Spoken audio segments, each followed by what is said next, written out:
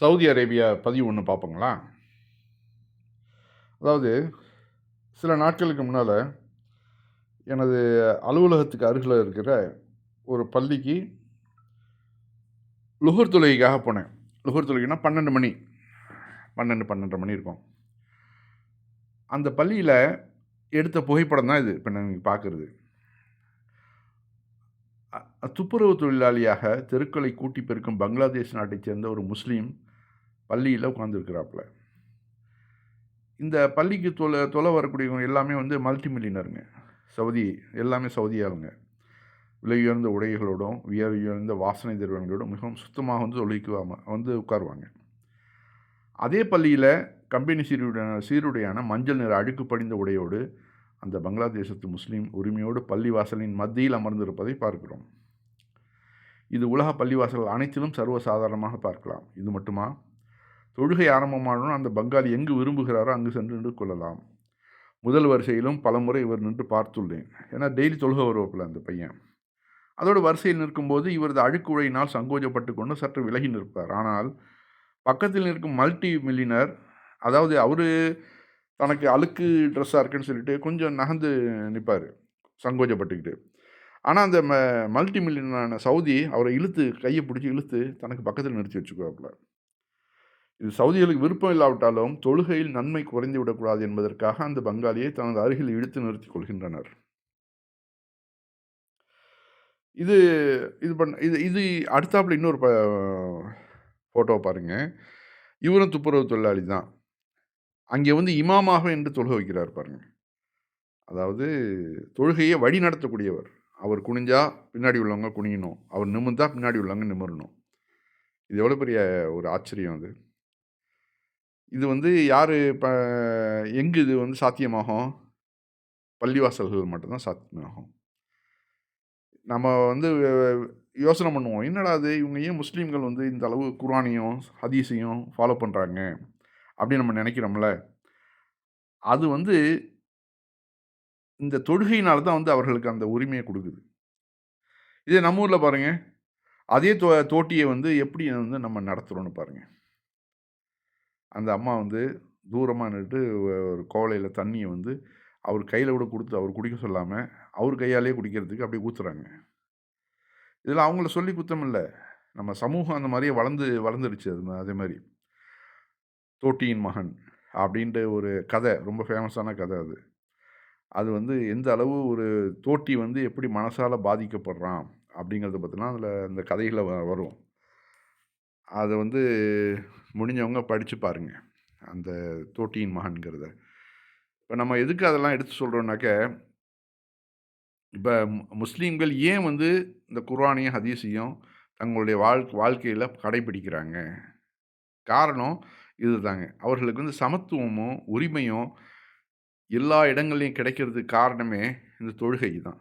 பள்ளிவாசலில் போய் 5 வேளை தொழுகிறாங்கல்ல, அந்த தொழுகையில் போயிட்டு நமக்கு சகல உரிமைகளும் கிடைக்குது. நம்ம என்ன பண்ணுவோம், இதே தோட்டின்னு சொல்லிட்டு அந்த மக்களை கோவிலில் நம்ம உள்ள நுழைய விடுறோமா? உள்ள விடுறதில்ல. பக்கத்துலேயே உட்காந்து பேச மாட்டோம், பக்கத்துலேயே கொண்டு உட்கார வைக்க மாட்டோம். ஆனால் ஒரு தலைவனாண்டு தொழுகை வைக்கிறதுக்கு ஒரு முஸ்லீமை தேர்ந்தெடுக்கிறாங்க. அதே தோட்டி, நம்ம ஊரில் தோட்டின்னு சொல்லக்கூடிய அந்த பாஷை தான் நம்ம அதை அங்கே பார்க்குறோம். அந்த கதையை பற்றின ஒரு இது பாருங்கள். நவீன மலையாள புனைவெழுத்தில் அனல் காற்றை படரச் செய்த ஆரம்பகால படைப்புள் முக்கியமானது தோட்டியின் மகன். தகழி சிங்காரப்பிள்ளை 1947 எழுதிய நாவல். இலக்கியத்தில் மட்டுமல்ல, சமூக பார்வையிலும் அதிர்வுகளை ஏற்படுத்தியது. அதுவரை இலக்கியத்தில் யாரும் பார்த்தாத களம், சேரி, கேட்காத மொழி, பாமர கொச்சை, முகர அஞ்சிய வாடை, மலம், வாழ்ந்திராத வாழ்வு, தோட்டி பிழைப்பு என்று பின்தள்ளப்பட்ட உலகை பொது கவனத்துக்கு வைத்தது நாவல். சமூக அரங்கிலும் அரசியல் துறையிலும் அதன் மற்றொலிகள் எழுந்தன என்பது நாவலின் வெற்றி. விமர்சனங்கள் கூறப்பட்டாலும் இன்றும் தொடர்ந்து வாசிக்கப்பட்டு வரும் இந்த நாவலே மலையாளத்தில் தலித் வாழ்வை இலக்கியமயமாக்கியதில் முன்னோடி புனைவு. ஆக ஒரு தலித் இலக்கியத்தில் இந்த கதை வருது. இன்னும் நம்ம அந்த தலித்களை எப்படி வச்சுருக்குறோம் அப்படிங்கிறது தான். இப்போ இந்த சினிமாவில் மற்ற துறைகள்லாம் விடுங்க, சினிமா துறையிலேயே யோகி பாபு அந்த ஆக்டர் இருக்கார்ல, ஜோக்கரு. அந்த யோகி பாபுவே வந்து நடிகர் அஜித் வந்து "கொஞ்சம் தூரமா நில்லு. என்ன வந்து அடிக்கடி தொடாத என்ட்ட" அப்படின்னு சொல்லி சொன்னதா பத்திரிகையில நான் படிச்சேன். அஜித்துங்கிறவரு எவ்வளோ பெரிய சூப்பர் ஸ்டாரு, எப்படிப்பட்டவர். ஆனா, அவரு திரைக்கு பின்னால எப்படி இருக்கிறாருங்கிறதுக்கு இதெல்லாம் ஒரு எக்ஸாம்பிள். இது யோகி பாபுவே சொல்றாரு. ஒரு பேட்டியில சொல்லியிருக்காருன்னு நெனைக்கிறேன். ஏன்னா, அந்த அளவு தான் நமக்கு வந்து இந்த சமூகம் வந்து தலித்கள வச்சிருக்குது. அதுதான் நம்ம பார்க்குறோம். அடுத்தாப்புல இன்னொரு ஃபோட்டோவ பாருங்க. இவரு வந்து மக்காவுல தொழுகை நடத்தக்கூடிய இமாம் சுதைஸ். ஹரம் பள்ளி இருக்குங்கல்ல, மக்கா காபத்துல்லா இருக்குல்ல, அங்கே வந்து 5 வேள தொழுகை நடத்தக்கூடிய ஒரு 4, 5 பேர்கள்ல இவரு ஒருத்தர். இவரு தான் முக்கியமானவர். அவர் அந்த 4, 5 பேரு அப்படியே கிளாக் வைஸா அப்படியே தொடர்ந்து தொழுக வச்சுட்டு வருவாங்க. அதில இவரு வந்து ரொம்ப முக்கியமானவர். கிட்டத்தட்ட மன்னருக்கு சவுதி மன்னருக்கு எந்த அளவு பவர் இருக்குதோ, அந்த அளவு இவருக்கும் வந்து செக்யூரிட்டி அது இதெல்லாம் ரொம்ப சூப்பரா இருக்கும். அப்படிப்பட்ட ஒரு நோன்பு தொறக்கிறதுக்காக யார் கூட உட்கார்ந்து நோன்பு தொறக்கிறாரு பாருங்க. அந்த காபத்துல்லாவ சுத்தம் பண்றாங்கல்ல, இந்த கக்கூசு, மற்றபடி காபாவ கெ கெ சுத்தமா தண்ணி ஊத்தி அடிக்கடி கிளீன் பண்ணிட்டு இருக்கிறது.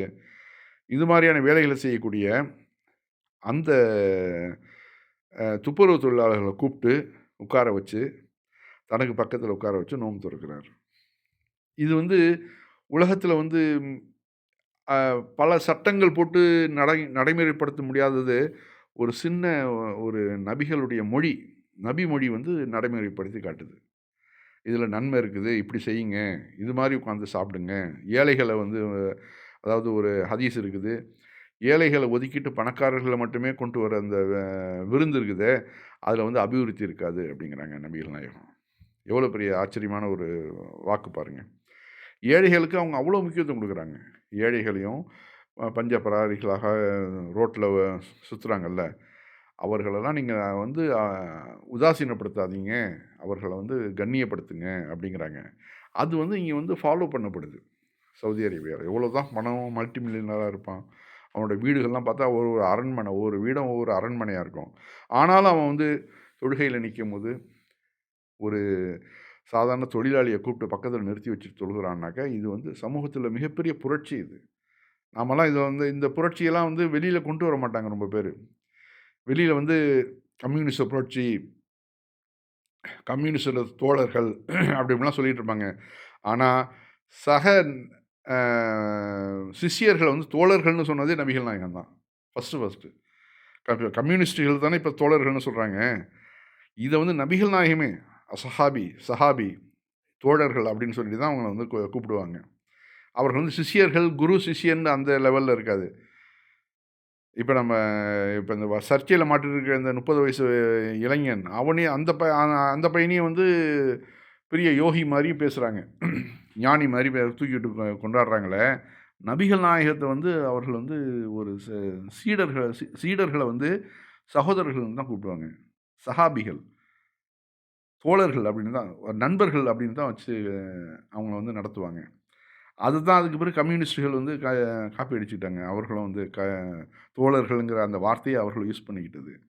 அதனால இந்த உலகத்தில வந்து இஸ்லாமிய மார்க்கம் சகோதரத்துவத்தையும், எல்லா ஒரு நல்ல பழக்கவழக்கங்களையும் முஸ்லிம்களுக்கு கொடுத்திருக்குது.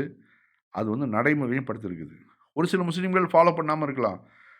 ஒரு சில முஸ்லிம்கள் முரடர்களா இருக்கலாம். ஒரு சில முஸ்லிம்கள் இதெல்லாம் ஃபாலோ பண்ணாதவர்களா இருக்கலாம். அவர்கள விட்டுருங்க. டோட்டலா உள்ள முஸ்லிம்கள பாருங்க. அதான் ஒருத்தர் எழுதியிருந்தாரு.